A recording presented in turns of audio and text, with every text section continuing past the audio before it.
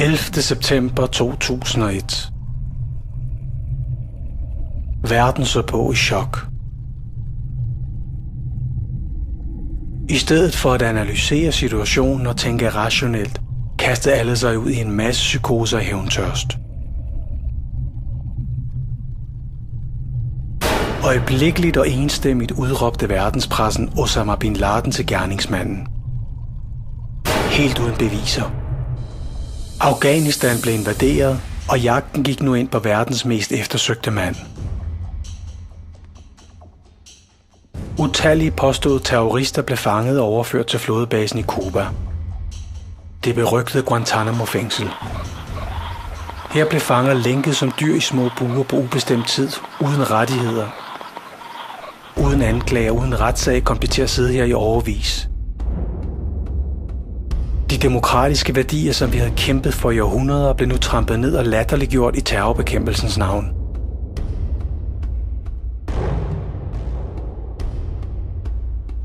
Fanger blev behandlet fuldstændig i strid med menneskerettigheder og international lov.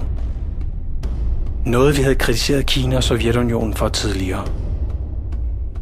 Nu var vi selv en del af den samme ondskab.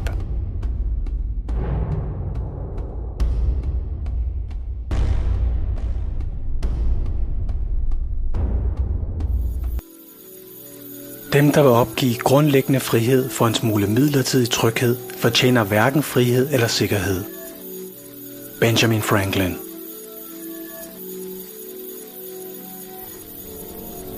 Den amerikanske Patriot Act blev i al hast stemt igennem, uden kongressen at få en chance for at læse den igennem. Terrorlov blev i panik indført overalt efter pres fra USA. Al sund fornuft og logik var væk. Selv i Danmark blev der nu givet grønt lys for ulovlige aflytninger, arrestationer og frihedsberøvelser uden dommerkendelse. Metoder brugt af daværende Stasi, Østtysklands forhadte hemmelige politi.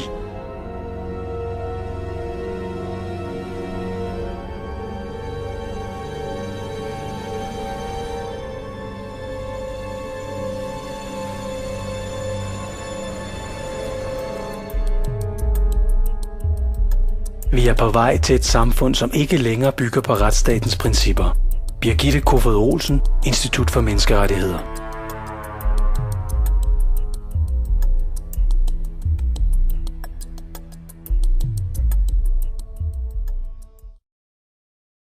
Er det jo faktisk at skyde gråspurve med kanoner uden at ramme gråspurvene. Forstået det hen, at de personer, som man gerne vil have fat i her, det er personer, som er meget sikkerhedsbevidste. Forstået derhen, at de ved jo ganske udmærket godt, at det ikke er deres egen PC og deres egen mobiltelefon, man skal bruge.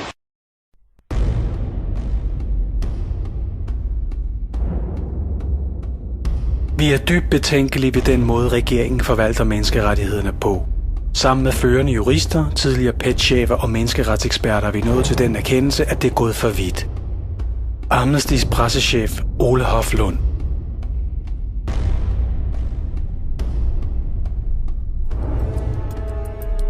Olaf Jørgensen, der er afdelingsforstander i forvaltningsret ved Danmarks Journalisthøjskole, kalder terrorpakken for et alvorligt skred i retssikkerheden, og han advarer om, at loven på afgørende punkter er i klar modstrid med menneskerettighedskonventionen. Alligevel nægter politikerne med Lene Espersen i spidsen at rokke ved terrorloven.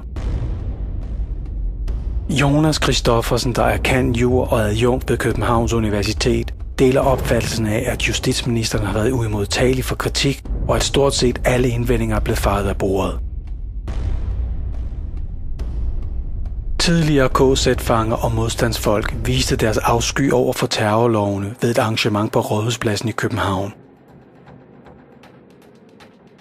Søn af modstandsmand, Horserød Stuthofforeningens formand Anton Nielsen siger: terrorlovene er gået for vidt. Lighedspunkterne mellem modstandskampen under 2. verdenskrig og nu er alt for mange. Formålet med terrorlovene er at lukke munden på oppositionen og indgyde angst i befolkningen, så kun de få tør sige deres mening.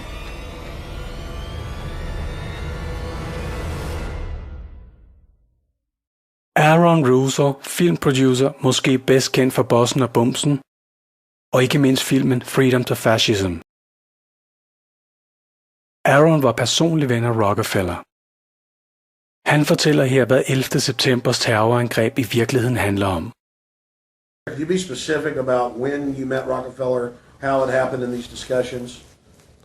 I met Rockefeller through a female attorney I knew who called me up one day and said, one of the Rockefellers would like to meet you. I had made a video called Mad as Hell, and he'd seen the video and wanted to meet me and knew I was running for governor of Nevada. So sure, I'd love to meet him. And I met him and I liked him, and he was a very, very smart man. And we used to talk and share ideas and thoughts. And he's the one who told me 11 months before 9/11 ever happened that there was going to be an event. Never told me what the event was going to be, but there was going to be an event. And out of that event, we were going to invade Afghanistan to run pipelines from the Caspian Sea. We were going to invade Iraq, to take over the oil fields, establish a base in the Middle East, and make it all part of the New World Order. And we'd go after Chavez in Venezuela. And sure enough, later 9/11 happened. And I remember he was telling me how you're going to see soldiers looking in caves for people in Afghanistan and Pakistan and all these places. And there's going to be this war on terror, which is no real enemy. And the whole thing is a giant hoax, but it's a way for the government to take over the American people. He told you it was going to be a hoax. Oh, yeah. Oh, yeah. There's no question. He says, there's going to be war on terror. And he's just laughing. There's no... Who are we fighting? I mean, why do you think 9/11 happened and then nothing's happened since then? Do you think that our security is so great here that these people who pulled off 9/11, who were able to, can't knock down another plane? Come on, it's ridiculous. Før i tiden var medier og presse begrænset og kontrolleret af de få. Det var derfor let at styre og bestemme, hvilken viden og informationer befolkningen fik kendskab til.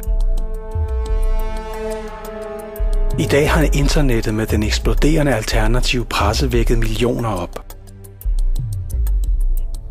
Og de officielle nyhedsmedier har stille og roligt mistet deres magt, indtjening og troværdighed. Flere og flere kompetente faggrupper kræver nu en ægte uvildig undersøgelse af begivenhederne omkring 11. september. Lærte, piloter, brandmænd, arkitekter og ingeniører. Selv i Danmark har vi en 911-gruppe. Dødstallet er foreløbig nået op på 150, mens 1500 er meldt kvæstet. Internationale forskere har fundet spor af sprængstoffer i ruinerne af World Trade Center. I en ny videnskabelig artikel får det forskerne til at konkludere, at det formentlig ikke var sammenstødende med de to kaprede fly, der i 2001 fik World Trade-tårnene til at kollapse. Der er ikke så stor nyhedsværdi i det her, som du måske tror.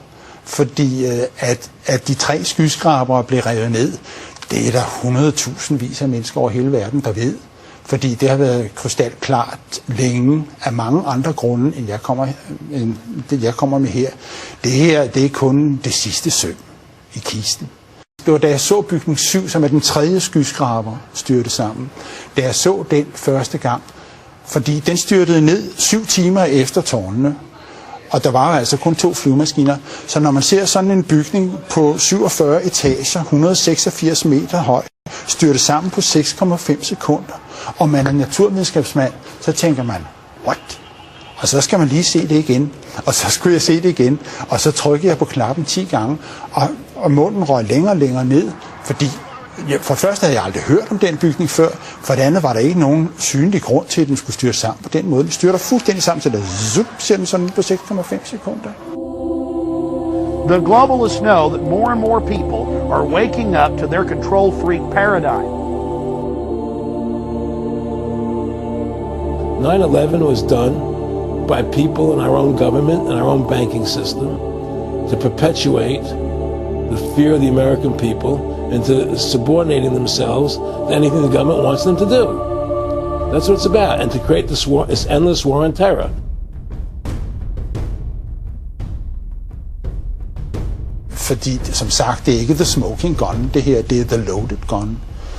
Og antallet af mennesker, som indser, at World Trade Center bliver revet ned, de vokser med tusindvis om dagen. Det er ikke noget, du bare sådan kan stoppe, så det skal nok komme. Well, I think that the 9/11 Truth Movement is something to be applauded. That the reason that it's so necessary is that there are so many unanswered questions, and those questions are unanswered because this administration won't answer them. I mean, it's that simple, okay? Now, if they come through with the answers, there wouldn't be all these theories, but they don't, okay? Now, why don't they? Well, they have something to cover up, and the 9/11 Commission, of course, was a master cover-up. We know that. Sibyl Edmonds, tidligere FBI og whistleblower, fortæller, at de arbejdede sammen med Bin Laden og Taliban helt op til 11. september. En videnskabelig meningsundersøgelse lavet af New York Times og CBS viser, at 84% af befolkningen ikke tror på den officielle version af 11. september. Kun 16% tror stadig på historien om de 19 flykapere. Lignende tendenser ses globalt. Hvis det ikke var en håndfuld vrede muslimer med hobbyknive, der planlagde og udførte det der mesterkomplot mod verdens stærkeste militærmagt, hvem var det så? Kan regeringer virkelig finde på at skabe terror mod sin egen befolkning? Without an enemy image, you cannot have an oligarchical society. Ultimately, that's the why. Because if you look at this, you say, terrorism, endless war, why? Who benefits? Those who benefit are the beneficiaries of the current system, financiers primarily. They feel that without the diversion of a war, they cannot maintain social relations, property relations in the current form. And this they are determined to do. So they have manufactured, in a complete hysteria, a largely fictitious external enemy. You remember 1984 by George Orwell. Julia at one point says, I don't even think there is a war. It's just a fake to keep people under control. Det er et faktum, at regeringer altid har brugt frygt og trusler til at kontrollere sin befolkning med. En false flag operation er en hemmelig operation udført af regeringer, selskaber eller andre organisationer med det formål at vildlede befolkningen til at tro, at handlingen blev begået af en anden entitet. Der findes flere hundrede dokumenterede statssponserede terrorhandlinger blot i de sidste 100 år. Rigsdagsbranden i Tyskland den 27. februar 1933. Den hollandske kommunist Van der Lubbe blev hængt op på gerningen og dømt til døden. Nazisterne kunne nu lukke munden på oppositionen og indførte datidens terrorpakke med folkets velvillige accept. Først skabes et problem, så reagerer befolkningen som ønsket, og gerningsmændene tilbyder nu løsningen. Det kaldes problem, reaktion, løsning. 1. Lav en terrorhandling og beskyld en fjende. 2. Det skræmte folk kræver omgående handling. 3. Udfør nu den planlagte operation med folkets accept. 11. september. London. Madrid. Mohammed-krisen.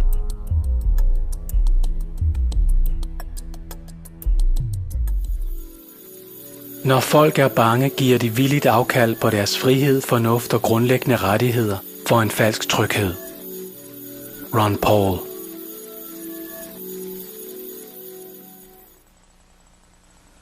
In any crime, we look at who has a motive. And clearly, the oligarchs that run the New World Order, world government system, have all the motives, everything to gain. They've used the attacks to create a firestorm, an hysterical fear throughout the Western world. In fact, all over the entire globe. And their answer is more and more police state in nations domestically. The excuse governments need to crack down on their populations and their freedoms. And we're going to look at some more of the evidence of that. It's voluminous, to say the least, but we're going to cover some of it. If we tried to cover it all, this film would be several hundred hours long, literally.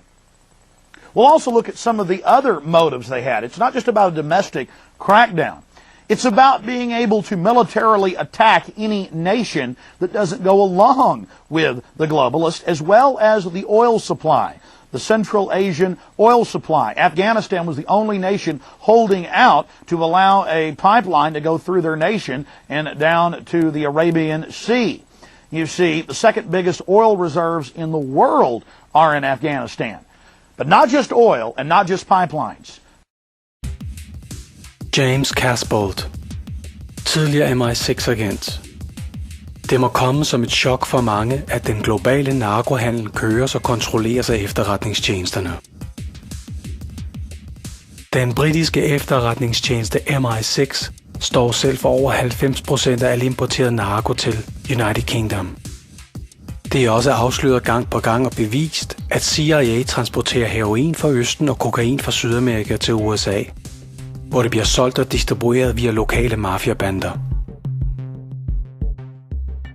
Narkotika er big business. Faktum. Narkotika er forbudt ifølge islam.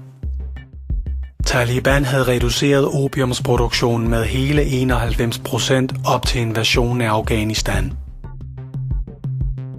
Dette passede ikke ind i de engelske og amerikanske interesser.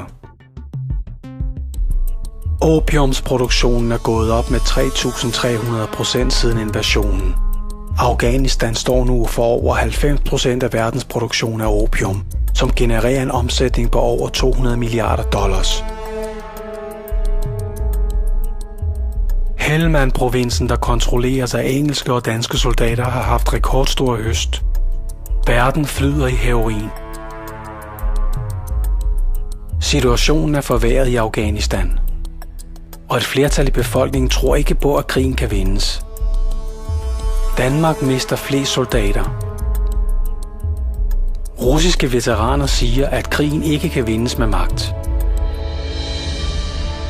Henry Kissinger, udenrigspolitisk drivkraft gennem en menneskealder, og Obamas bagmand siger: soldater er dumme, stupide dyr, der skal bruges som bønder i udenrigspolitik.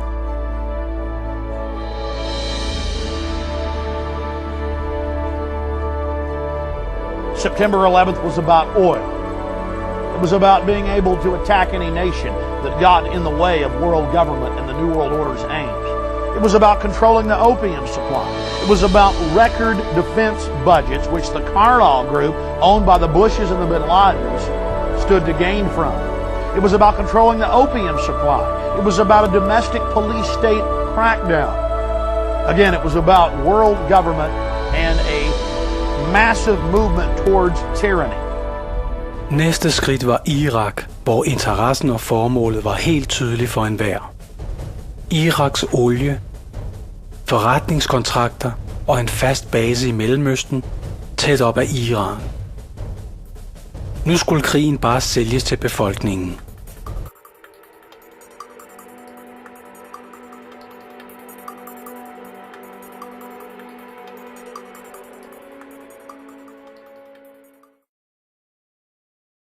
In order to protect America from current threats and future threats, we got to be cold-eyed realists. And that's why I brought up the issue of Saddam Hussein. See, I view him as a serious threat to America. There is no doubt that Saddam Hussein's regime is a danger to the United States and to its allies, to our interest. The conduct of the Iraqi regime is a threat to the authority of the United Nations and a threat to peace. And we will not allow any terrorist or tyrant to threaten civilization with weapons of mass murder. States like these and their terrorist allies constitute an axis of evil, arming to threaten the peace of the world. Saddam Hussein is a threat. I think the threat is real. We must take the battle to the enemy, disrupt his plans, and confront the worst threats before they emerge. The fact is that you don't want to wait until a threat fully materializes if you can avoid having that happen. It concludes that Iraq has chemical and biological weapons, that Saddam has continued to produce them, that he has existing and active military plans for the use of chemical and biological weapons, which could be activated within 45 minutes, including against his own Shia population, and that he is actively trying to acquire nuclear weapons capability. Vi har en regering, som gerne vil føre en aktiv udenrigspolitik. Ja, det skal jeg sandelig love for. Den er så aktiv, så den ikke kan vente på, at det, som er vores verdenssamfund, FN, har en ordentlig, rimelig diskussion og undersøgelse af, om der er masseødelæggelsesvåben i Irak. Det er ikke noget, vi tror, det er noget, vi ved, sagde regeringen. Og så gik man i krig med Bush. Politikerne kunne lyve alt det, de ville, men folk købte ikke deres løgne længere. Et klart flertal i befolkningen på 56% var imod dansk deltagelse i den ulovlige angrebskrig. Efter 2. verdenskrig kom der ved en folkeafstemning en grundlovsændring. I hele denne forberedelsesperiode blev der lagt vægt på fremtidige regler for krigsførelse.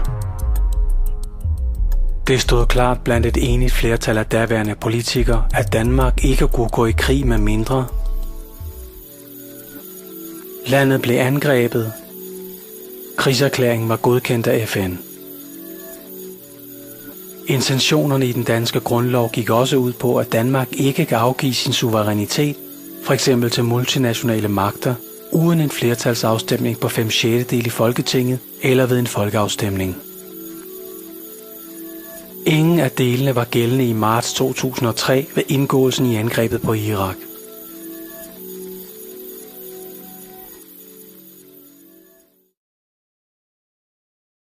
If they had given us a couple more months, I think we would have been able to examine and inspect all the sites that had been given to us by the CIA and by other intelligence agencies. And since there weren't any weapons of mass destruction, we would have reported that both to the Security Council and to the services. And I think it would have been very difficult for them to start the war in those circumstances. We know they have weapons of mass destruction. We know they have active programs. There isn't any debate about it. We know that Saddam Hussein has a long history with terrorism. We have facts, not speculations. And we've been careful about what we've said, and what we've said has been exactly accurate. We know what the fermenters look like. We know what the tanks, pumps, compressors, and other parts look like. We know how they fit together. We know how they work. There's no doubt in my mind he wants to have a nuclear weapon, and he's got some capacity. Sir, I think we will find caches of weapons of mass destruction. Absolutely.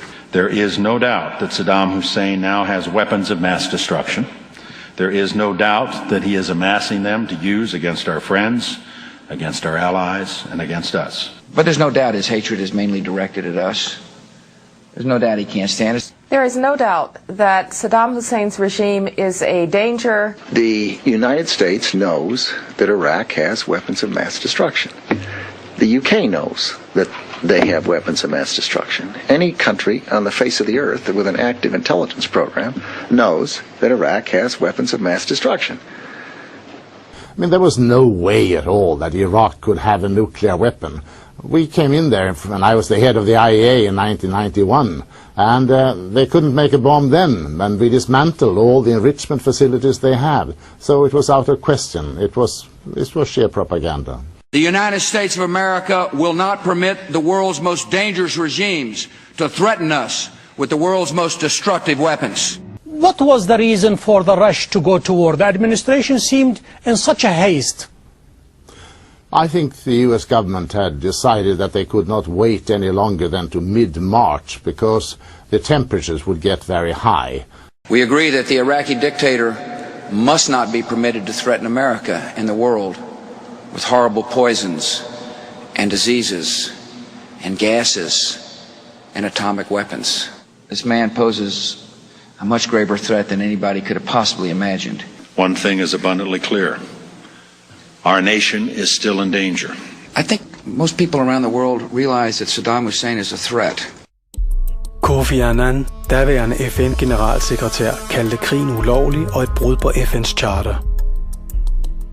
Hans Blix, der var chef for FN's våbeninspektører i Irak, fortalte i et interview på Al Jazeera, at han var blevet truet direkte af Dick Cheney til at diske op med de nødvendige svar. Der var kæmpe demonstrationer mod krigen over hele verden.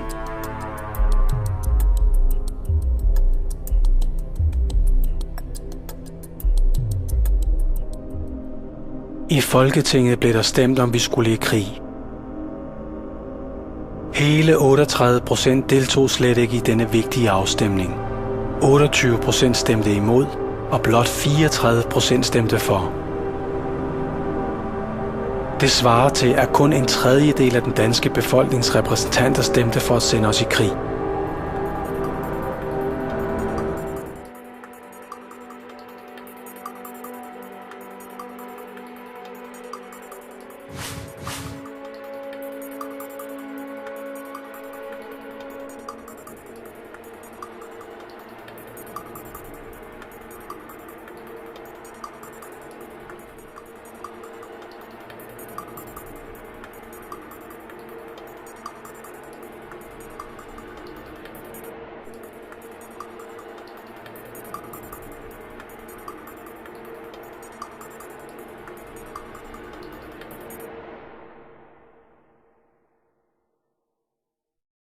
Vi var jo en lille flok, måske en 5-6 stykker, der startede Grundlovskomiteen i 2003.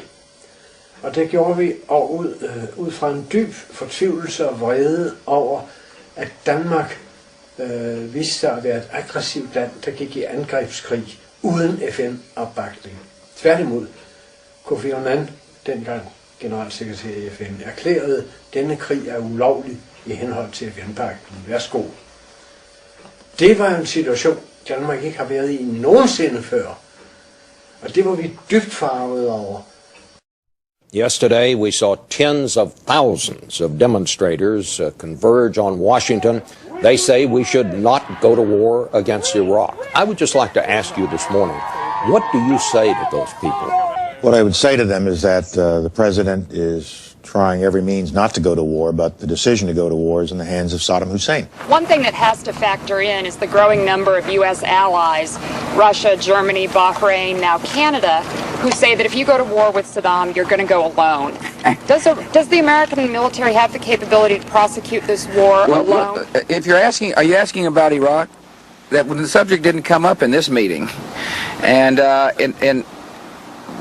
but having said that, we take all threats seriously, and we will continue to consult with our friends and allies. But broad opposition remains all over the world to your policy. Will you continue to try to build support? If so, how will you do that? Or do you think that a Security Council vote would be all the mandate you need? Yeah.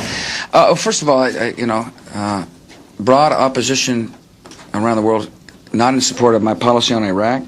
Well, I think most people around the world realize that Saddam Hussein is a threat, and no one likes war, but they also don't like the idea of Saddam Hussein having a nuclear weapon. In the past several weeks, your policy on Iraq has generated opposition from the governments of France, Russia, China, Germany, Turkey, the Arab League, and many other countries, opened a rift at NATO and at the UN, and drawn millions of ordinary citizens around the world into the streets in anti-war protests.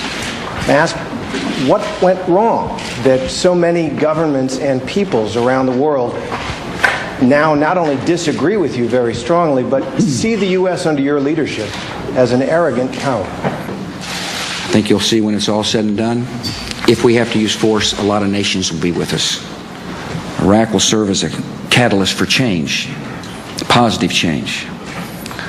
So there's a lot more at stake than just American security and the security of people close by Saddam Hussein. Freedom is at stake as well, and I take that very seriously.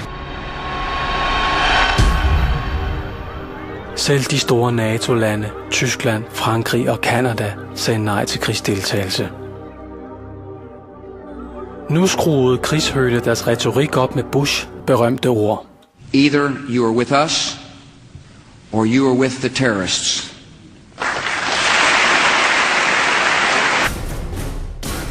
Either you're with us, either you love freedom, and with nations which embrace freedom, or you're with the enemy. There's no in between. You're either with us or you're with the enemy. That's clear. I will continue to make that clear.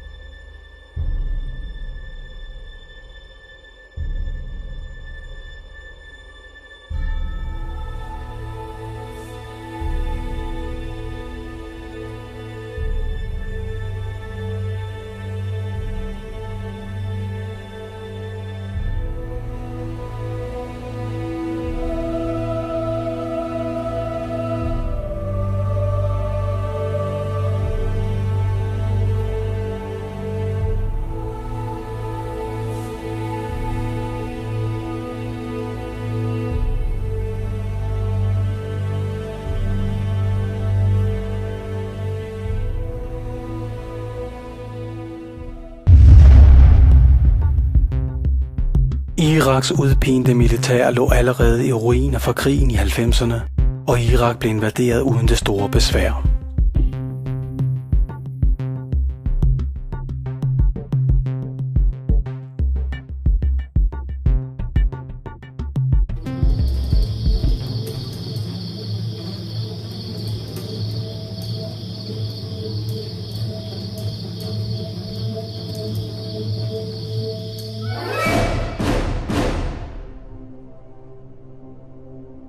They've been psyoped into believing that. They believe that we're in Iraq. They believe we're in Iraq to promote democracy.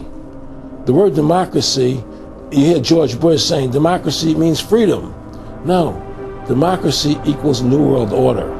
Most international lawyers around the world have concluded that it was a war in violation of the United Nations Charter. The Charter allows states to use armed force in self-defense against an armed attack. Clearly, neither the United States or the United Kingdom were subject to an armed attack.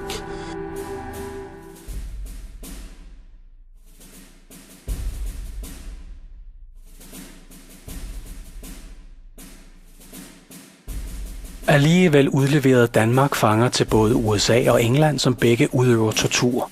Dette er i direkte strid med Genève-konventionen.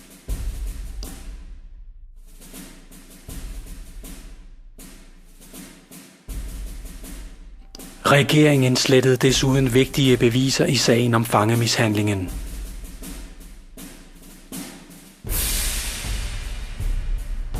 Amnesty mistænker Danmark for medvirken til tortur. Der er ikke noget at komme efter, der er ikke noget at undersøge. Americans are asking, why do they hate us? They hate our freedoms. By sacrificing human life to serve their radical visions. By abandoning every value except the will to power, they follow in the path of fascism, Nazism, and totalitarianism. And they will follow that path all the way to where it ends, in history's unmarked grave of discarded lies.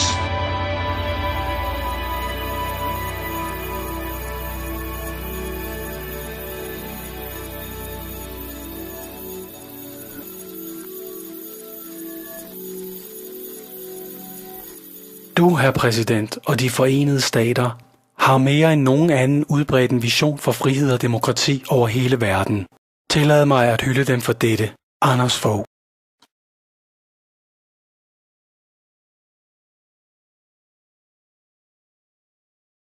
The other big story this week, George Tenet, former CIA director, now making the rounds. He's got a book. You know, I saw the picture of them in the paper from 2003 when Colin Powell was at the UN holding up that vial and saying this is Saddam Hussein's bad chemical stuff, and Tenet sat right behind him. I always defended Powell for staying in the administration as long as he did. I said, you know what, better to have one sane guy in the room than none. But I read Maureen Dowd's column this week and she said, you know what, if Tenet and Powell together, the two guys who knew this was bullshit, had walked out together, maybe this never would have got going. You think that's true? Recently, when President Ford died, there was a lot of revisionist discussion about his pardoning of Richard Nixon. And in most cases, both Democrats and Republicans got on the talk shows and said, well, as it turned out, it was a great unifier for the country at the time. The country was very divided, chaos. And I think it's really quite the opposite. That when you have a precedent set like that, and you have somebody, George Tenet, acknowledging in his book that he knew that the administration was deceiving the American people into a situation that is murdering young men and women from this country and others, that George Tenet and Dick Cheney and Condoleezza Rice and George Bush et al. Should be in fucking jail.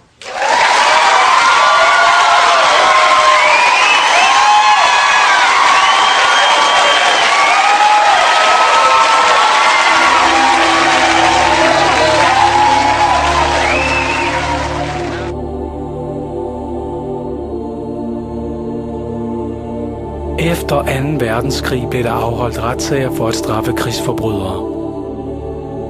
Det var regeringsmedlemmer og generaler, der hovedsageligt blev holdt ansvarlige for forbrydelser begået under krigen. Anklagerne lød på forbrydelser mod freden, deltagelse i sammensværgelse om at begå forbrydelser mod freden, krigsforbrydelser, forbrydelser mod menneskeheden. The Charter also allows the Security Council to authorize a use of armed force, even if there is only a threat to the peace or breach of the peace. And so the Security Council could have authorized the use of armed force. However, the US and the UK argued that earlier resolution by the Security Council had been violated by the Iraq, and that they, the alliance, were entitled to take action in order to enforce the Council decisions. Most lawyers, and I agree with them, would say that no, it's not the individual members that can do that, but it's the Council that could do so. And in the Council there was no majority for such an action. So there was really no legal basis for the war.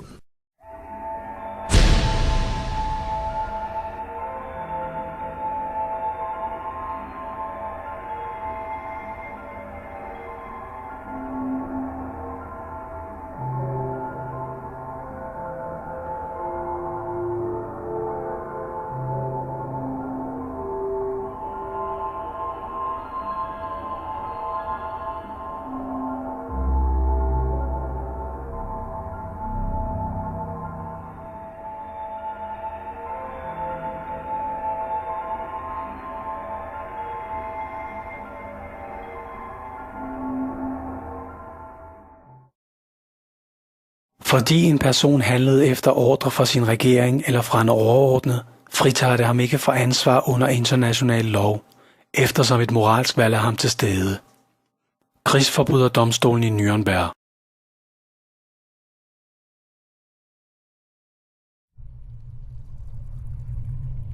Jyllandspostens Flemming Rose, medlem af den hemmelige Bilderberg-gruppe, bestilte og udgav de provokerende tegninger.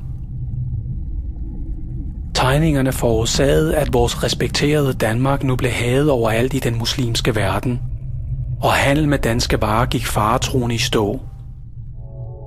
Straffelovens paragraf 100. Den, som ved offentlig udtalelser tilskynder til, eller som fremkalder øjensynlig fare for fjendtlige forholdsregler mod den danske stat, straffes med fængsel indtil 6 år.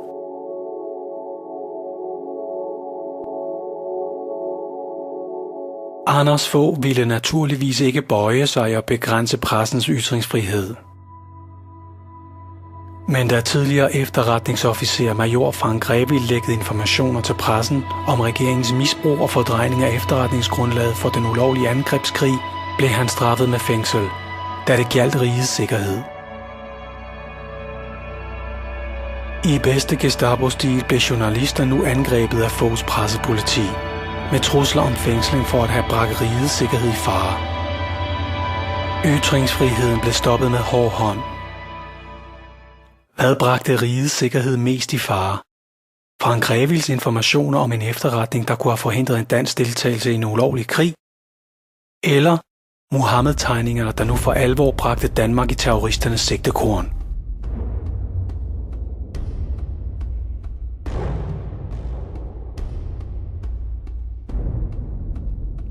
I gamle dage var kongen enevældig, og hans ord var lov.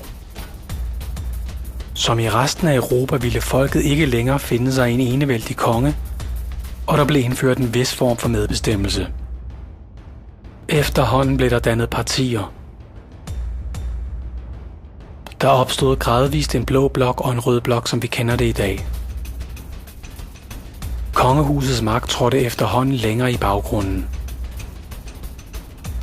Men grundloven sørgede dog for, at politikken, der kunne stemmes om, altid blev låst fast inden for snævre rammer. Politik minder om et hestevæddeløb, hvor vi kan spille på en blå eller en rød hest. Løbets sorte outsider har aldrig en reel chance. Hvem der vinder, spiller heller ikke den store rolle, da det er de samme bagmænd, der ejer og kontrollerer alle hestene. Det handler ikke om for eller imod højre-venstre politik. Vi ser, hvordan den røde blok først er ved magten, og den blå blok kritiserer alt, hvad den røde blok foretager sig. Når folket bliver trætte af den røde blok, så skiftes de ud med den blå blok. og den røde blok kritiserer så alt, hvad den blå blok foretager sig. Når den blå blok falder i unåde hos folket eller kører trætte, så skiftes de igen ud med den røde blok osv. Læg mærke til, at det ofte kun er ganske få mandater, der afgør regeringens farve. Ansigterne skifter, men den overordnede politik, der gennemføres, er næsten altid identisk. Socialdemokraterne med Poul Nyrup sendte os i krig. Venstre med Anders Fogh sendte os i krig. De skændes og diskuterer og giver indtrykket af debat og meningsforskelle. Men i virkeligheden er det kun kosmetiske forskelle, der skiller det største venstreparti og det største højreparti. De mindre partier på hver fløj, der stadig tør udtrykke politiske ukorrekte meninger, fungerer blot som sikkerhedsventiler for vrede og utilfredse vælgere. Vores valgmuligheder holdes altid inden for et sæt helt snævre politiske spilleregler, som ikke er til at røre ved. Vi snydes til at tro, at vi har medbestemmelse. I virkeligheden er der kun et overordnet parti med flere mindre fraktioner. Democracy equals slavery. The word democracy is not synonymous with freedom. It's the opposite of freedom. Democracy is the worst form of government you can have because it's majority rule. And the government can tell you exactly what they want to tell you to do. Because the majority wants it. I don't care what the majority wants. I live my life as I choose. And if I don't commit violence, theft, or fraud against another human being, I can live my life as I wish. That's my choice. And if I'm allowed to make mistakes, because when you make mistakes, you learn from them. You grow as a human being. We're put on this earth to become the best individuals we can be, to fulfill our God-given potential, right? We're not here to put on this earth so the government can tell us how to live our lives and what we must do. We put into these systems and these paradigms. No. Der går sjældent røg af en brand, siger et gammelt ordsprog. Helle Thorning har omfattende forbindelser til international politik via hendes mand Stephen Kinnock, søn af Neil Kinnock, der var leder af Storbritanniens socialdemokratiske parti Labour fra 1983 til 1992, og god ven af USA's vicepræsident Joe Biden. Stephen Kinnock var direktør for British Council i St. Petersborg, hvor han blev taget for spritkørsel. Ifølge seniorofficer i FSB, tidligere KGB, der er ingen tvivl om, at britisk efterretningstjeneste bruger konsulatet og andre organisationer til at spionere i Rusland.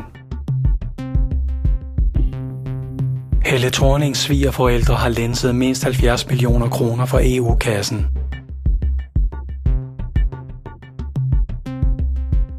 Neil Kinnock har været under efterforskning for sin medvirken i omfattende milliardsvindel. Gang på gang har han prøvet at lukke munden på bogholderen, der ville afsløre svindlen.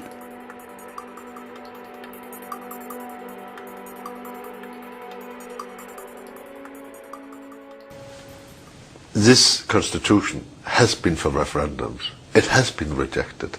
So you should respect the no in France and the nay in the Netherlands, and in my view, start on afresh.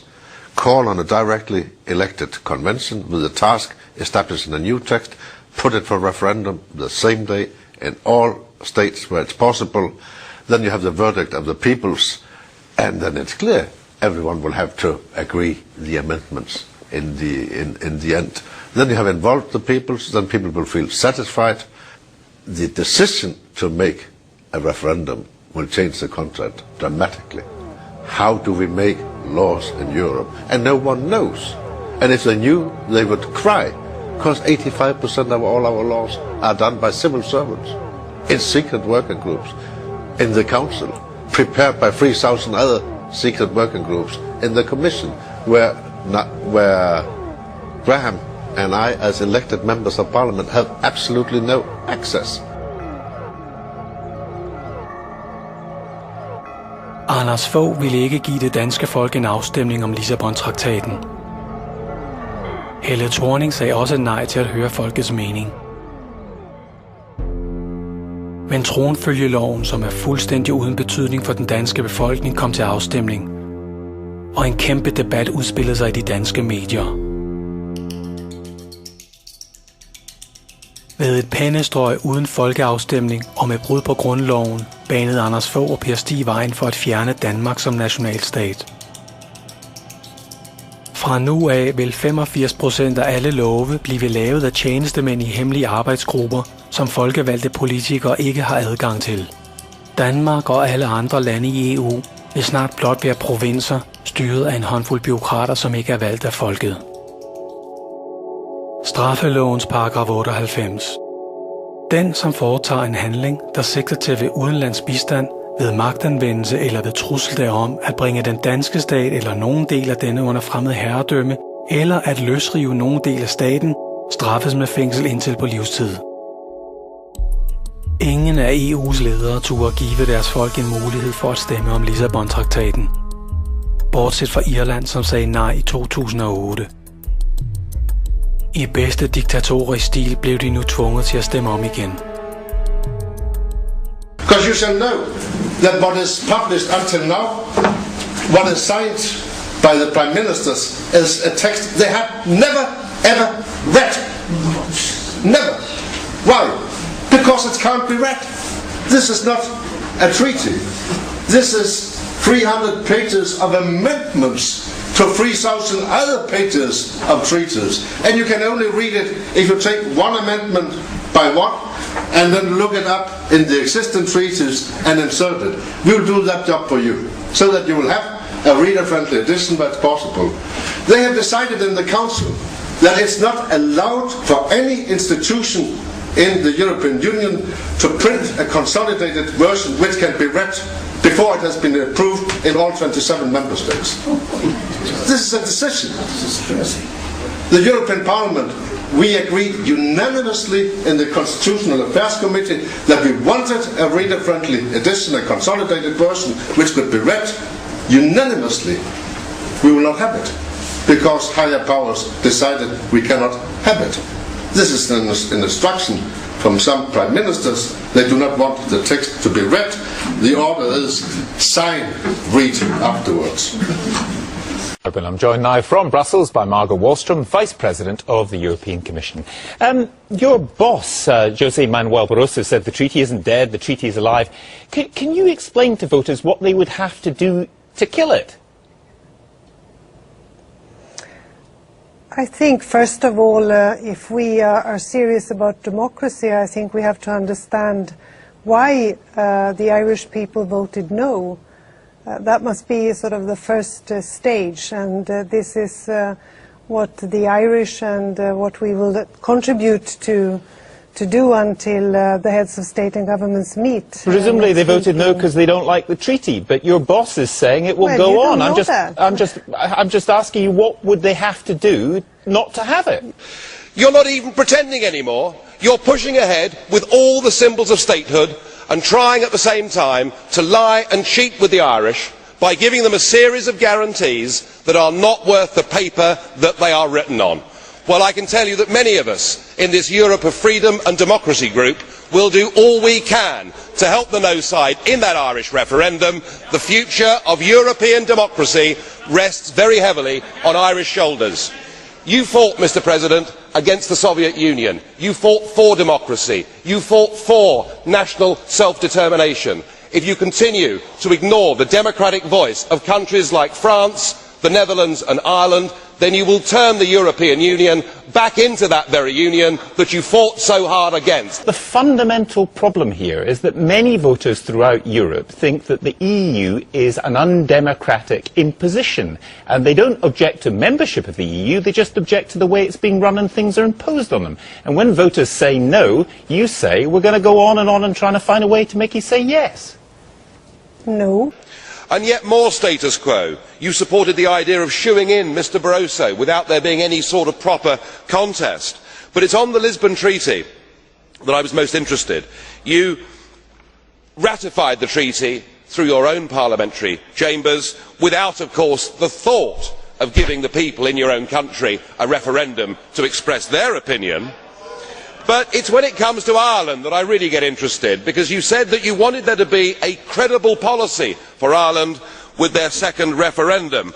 And so you produce these guarantees, and here they are, guarantees on the right to life, on taxation, on security and defence. This document has no legal force whatsoever. It is not worth the paper that it's written on. You are the author of a disgraceful attempt to con the Irish into voting for this Lisbon Treaty in their forthcoming referendum. Of course, you've been supported by Mr Barroso on that. He doesn't ever respect the result of democratic referendums, whether they're in France, the Netherlands or Ireland. He says we must ignore them, we must continue. It's all about power. It's all about him and the EU institutions getting more power at the expense of the member states. I hope the Irish tell you all where to go in the second referendum on October the 2nd, and they just might. European parliamentarians and leaders are not listening to the peoples of Europe, at which 200 of you got up and walked out of the room. Just to go back to the point, for the voters, the only voters who've had a say on this treaty, the only ones, the Irish voters, very intelligent, very well-informed people, quite a big turnout, they said no, and yet the process still goes on. So therefore, that is absolutely what people mean by the democratic deficit. Hvad er så formålet med krigene, terrorpakkerne og indskrænkelser af helt grundlæggende menneskerettigheder, som er blevet implementeret globalt? Folket ville ikke have krig, og politikerne burde arbejde for folket. Hvem kontrollerer politikerne? Hvem ønsker krig og hvorfor? Hvem styrer i virkeligheden verden, og hvad er deres dagsorden? You have to be a finance oligarch. Remember, this is not a society ruled by generals, not by priests, not by bureaucrats, not by demagogues, none of those, but by bankers. Anders Fogh bliver belønnet for sine forbrydelser mod menneskeheden med en NATO-toppost. Og der er store chancer for, at krigsforbryderen Tony Blair bliver EU's præsident. Hvad er formålet med EU som politisk superstat?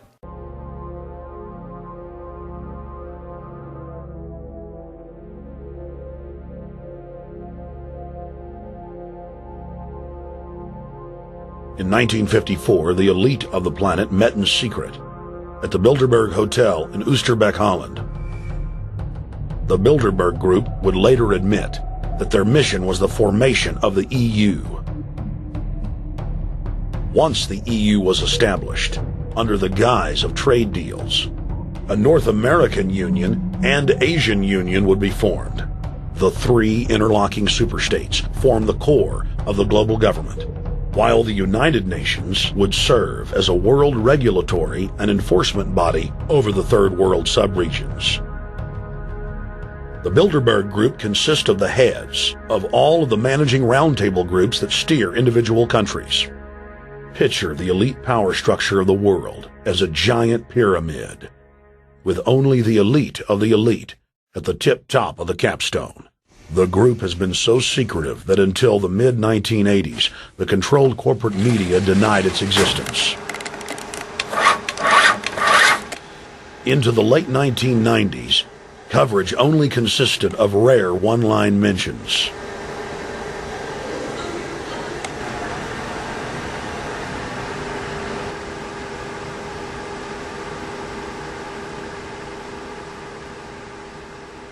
With the rise of the alternative media, their stranglehold on information has begun to slip. On the outskirts of the national capital today, black limousines with darkened windows converged on a hotel where private security guards imposed ironclad control. The limos carried royalty, political power brokers, and industrial titans to a secret meeting that will last all weekend. It's known as the Bilderberg Group. Could their objective be world domination?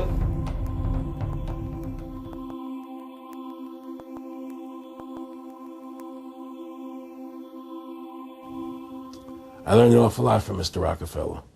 And one of the things that we used to talk about was the ultimate plan of the banking industry, what they wanted to accomplish. And the goals of the banking industry, not just the Federal Reserve System, but the private banks in Germany and England, all over Italy, all over the world, they all work together. They're all central banks, and they're all part of the Communist Manifesto. You know, central banking is one of the major planks of the Communist Manifesto. We talk about America being a capitalistic country, but yet at the same time we have a central bank that plans everything for us, right? And the graduated income tax is another plank of the Communist Manifesto, right? So right there you have two major planks of the Communist Manifesto that have been brought in because of the Federal Reserve System, okay? So the ultimate goal that these people have in mind is the goal to create a one-world government run by the banking industry, run by the bankers, and they're doing it in sections. The European currency, the euro, and the European Constitution is one part of it. Now they're trying to do it in America with the North American Union, right? And they want to create a new currency called the Amero, right?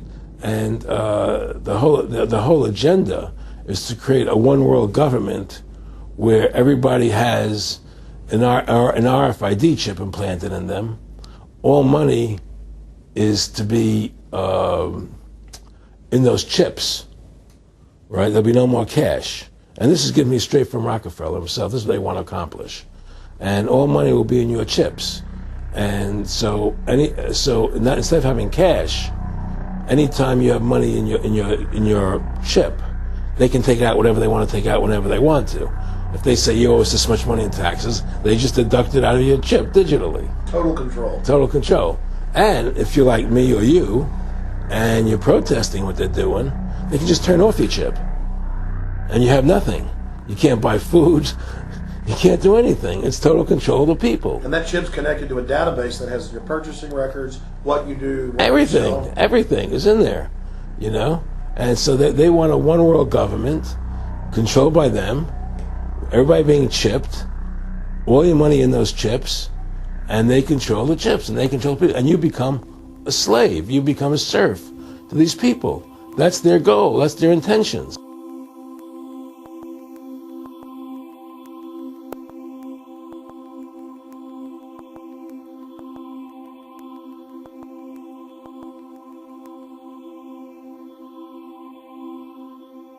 Bilderberg is not a person, it's not an idea, it's an ideal, a very powerful group of people working together and for the positions of ultimate and absolute power, destroying every constitution on earth, no matter how powerful the constitution of the nation is. That's what these people do.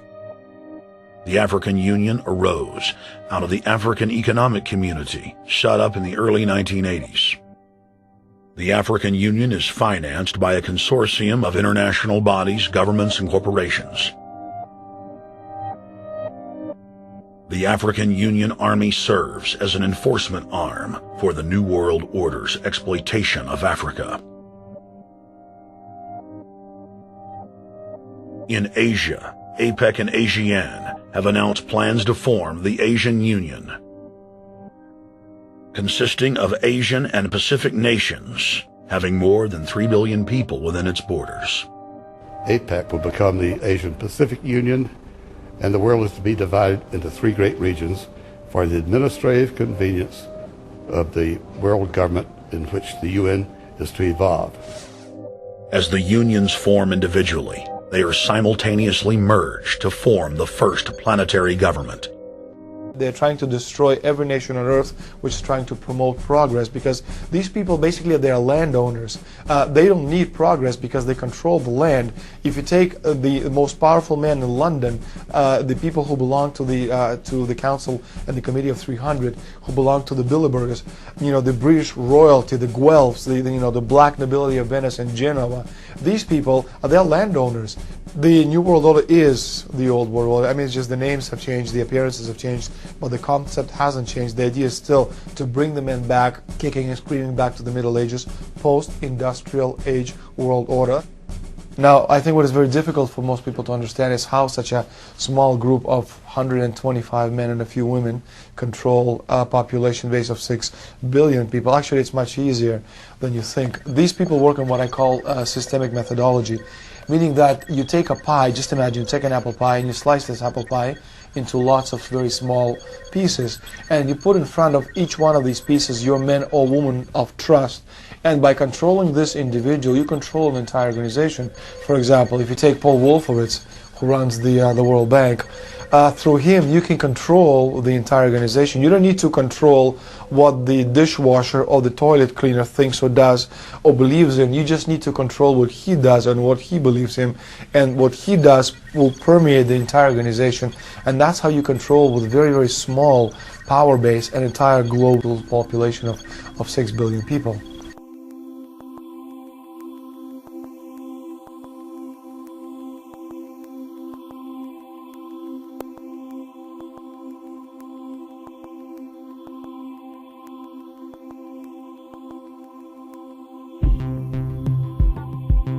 Helle Thorning blev set på dette års Bilderberg-møde i Athen. Det tyder med stor sandsynlighed på, at hun bliver Danmarks næste statsminister. Bilderberg kan med deres netværk i bankverden, industrierne og pressen promovere de kandidater, der er bedst egnet til at videreføre deres vision for verden. Nobody gets into politics without becoming a part of the Bilderberg group. And then you find out afterwards that is the case, that they have... Well, Bill Clinton went there in 91, George Bush Sr. back in like 85. And Blair, same thing. Who we think that we're electing as leaders have already been pre-picked for us. Whether it's liberal or a conservative, they're already part of the group. They own all the horses in the race. They own the horses, and I understand that, for example, in the United States, it's a one-party system with 2 factions, though you think it's 2 different parties. Oh, it is, yeah. I England, som er det mest overvågede samfund i verden, har man et kamera per 14 mennesker. Over 1 million uskyldige ligger i DNA-databaser, og over 5.000 skoler tager fingeraftryk af uskyldige skolebørn. Fra Dansk Folkeparti til de konservative til SF siges der ja til fingeraftryk og personlige oplysninger lagt i private databaser over alle, der går ud i nattelivet. Også uskyldige uden kriminel fortid. George Orwell skrev i 1948 en bog, der hedder 1984. Den viser med klarhed, hvor vi er på vej hen som samfund. As we all know, the biological and social stimulation of the family leads to private reflection outside party needs.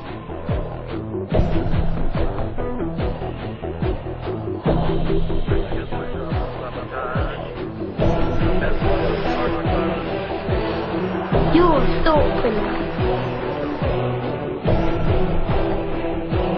Unorthodox loyalties which can only lead to thought crime.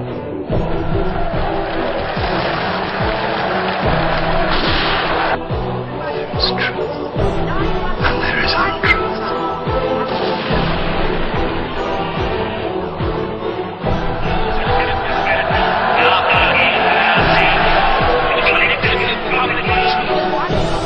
It's the freedom to say 2 + 2 equals 4.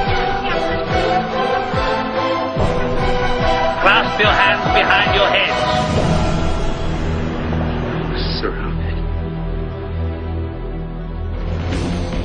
Courage, strength, and youth are sacrificed.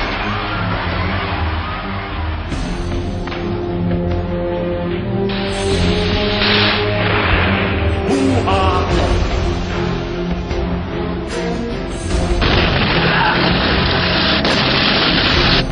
There are thought criminals who maintain resistance is not real.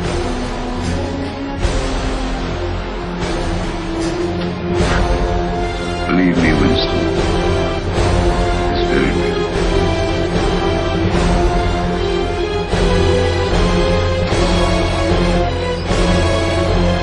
Big brother, from the age of the thought police.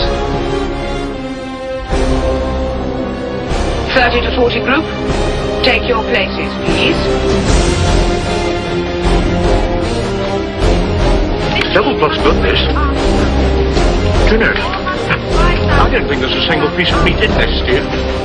You knew this would happen.